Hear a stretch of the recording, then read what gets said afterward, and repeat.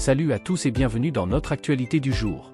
Aujourd'hui, nous reviendrons sur la décevante rencontre d'hier entre le Real Madrid et l'AC Milan, avant de faire le point sur les dernières nouvelles concernant le FC Barcelone. Hier soir, le Real Madrid a subi une défaite inattendue à domicile face à l'AC Milan. Après la lourde défaite lors du Clasico, les Merengues se retrouvent de nouveau humiliés chez eux, et de nombreuses failles défensives ont été observées dès les premières minutes. Eder Militao a multiplié les erreurs en défense, tandis que Ferland Mendy, qui peine à apporter une véritable valeur ajoutée, serait mieux sur le banc. Tchouaméni également, dont les performances en demi-teinte pèsent sur l'équipe, ne mérite plus la titularisation. Quant à Modric, il n'a plus l'énergie d'antan, et son influence diminue peu à peu. Mbappé, pourtant attendu pour faire la différence, a raté de nombreuses occasions. La seconde mi-temps a été particulièrement difficile pour les Merengues, avec des erreurs qui se sont accumulées, permettant à l'adversaire de leur asséner un coup fatal, minant ainsi le moral de l'équipe. Mbappé a passé 90 minutes peu convaincantes, alors qu'Endrick aurait pu apporter une dynamique différente, avec sa vitesse et sa capacité à tenter des frappes. Cependant, Ancelotti n'a pas jugé utile de le faire entrer pour ce match. La stratégie d'Ancelotti pour cette saison suscite des interrogations, elle semble bien moins efficace que celle de la saison passée.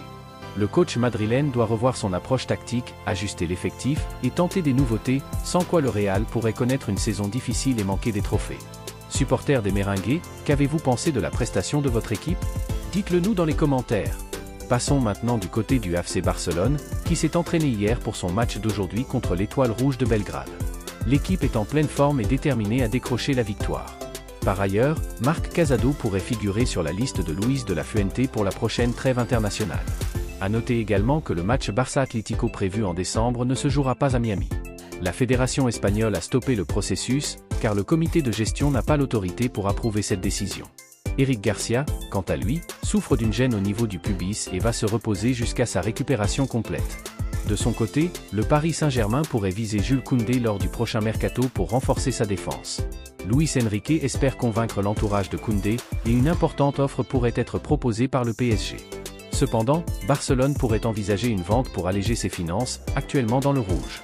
Le club doit également se conformer aux exigences du fair play financier 1h1 pour permettre l'inscription de Dani Olmo en Liga lors de la seconde partie de saison.